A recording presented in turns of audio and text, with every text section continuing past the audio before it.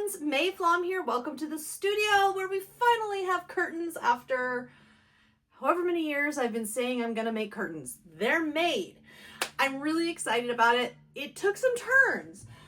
The big one being the find of this absolutely awesome sequined mesh that had to be a part of them. That changed a bunch of my plans. So in this video, I'm going to kind of just really quickly recap, as well as in the description below, list the other videos and what those talk about the process of these, how they got made, how they got finished and made, what things I dropped, and the finished-ish, meaning I'm going to share the two things that I'm considering with regards to the curtains, and I'd love your input as well. So about 5 months ago, listening to a Chapel Roan song, I just got this sudden vision of lots and lots of strips of fabric for these curtains. And then I sewed them all together. That's in part 1 and part 2. Originally, I was intending to actually write all over them and add a lot of mixed media elements all over them. However, you're about to see the reason why we didn't. I also debated backing fabric versus not, and I finally decided it is so hot here in the summer. I want a backing fabric. I went with a Kona cotton fabric. The color is Corsage. I already had 2 yards of it, so I got 6 more yards.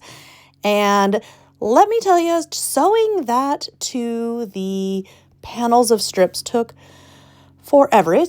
I feel like it took 10 years, but obviously not quite that long.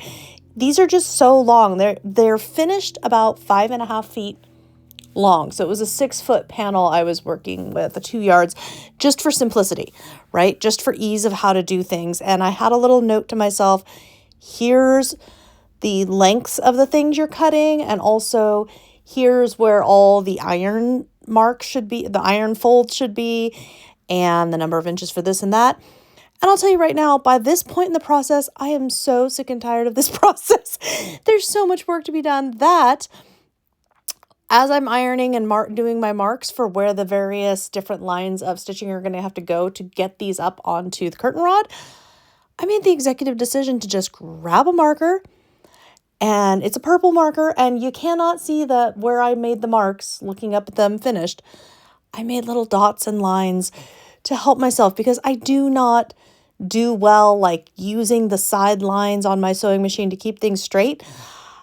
I really have to stare at the needle. So having those little marks meant that every couple of inches there was a mark leading me, reminding me how to stay straight.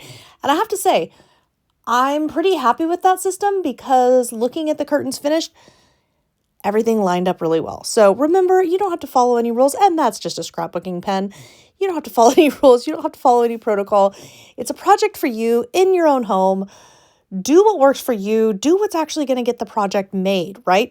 And that's what I'm thinking about at this point, is how good it's going to feel to be done with these, how it's going to be so much prettier in that corner, how I'm going to be so much happier that it's all done. And that's truly the motivation.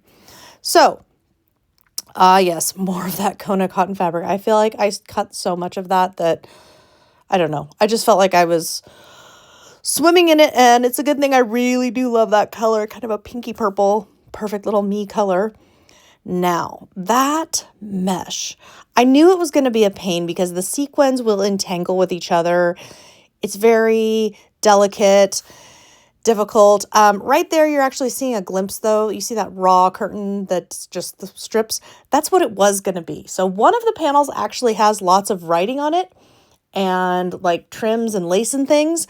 The rest don't, because I realized when I found this fabric at Joann, this mesh, I wanted this. I wanted the consistency of it. I liked the look of it. It's kind of funky.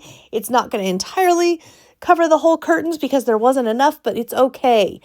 And I love it. And it was an artistic decision. I also love that one of the panels has the song lyrics and the trims and all that, because I feel like that was part of the journey too. So anyhow, cutting this. So I had to cut this in. I cut this in whatever it was, however many inches it was. And then I split it in half. So it's half of the width because I only had enough yardage to do a half amount on the front. And honestly, I like how that turned out. I think it turned out well. It's a little more manageable that the ends of my curtains do not have that sequin mesh that wants to catch on everything. I think it's going to make it a more usable end product, and mostly these are going to be tied open, and it's really not very obvious when they are. So lots of sewing. As you can see, the only way those mesh panels are attached is at the very top. Me sewing them, I did 2 lines of sewing just for a little more security of them attached to everything else up at the very top. And that was that. Speaking of leftovers, so this is the little bits and pieces. This is what I'm talking about, the little scraps that I had to cut off at the end. No, I don't think I'm going to make a skirt. I think I'm going to use all of those and make the ribbon ties. Let me know what you think. Like, not ribbon ties, but the little fabric ties to keep them open. Let me know what you think of that idea, because I think it's super fun. I will also mention here that I actually made one panel completely, decided I liked it, and I had written everything I had done down. And then I made panel 2, and then I made panel 3, and then I made panel 4. So I took them one by one. I had everything cut, all the fabrics cut, but I did the one by one on everything. And here they are, finished up in the studio. It's really hard to get good lighting over in that corner because obviously it wants to like overexpose, but I'm loving this. Thanks so much for tuning in.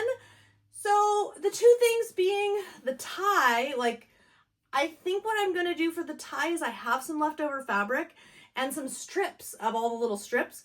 So I think I'm going to make a simple little tie with some Velcro to keep them tied back when I want the windows open and when I want the windows literally open for fresh air. That's number 1. Number 2, way up at the top, I was debating, I really love the idea of all the buttons and the beads and things. I'm not sure it works anymore. I feel like that one, I want to see through the summer, how much do I keep them closed? Because in the winter, they'll be open.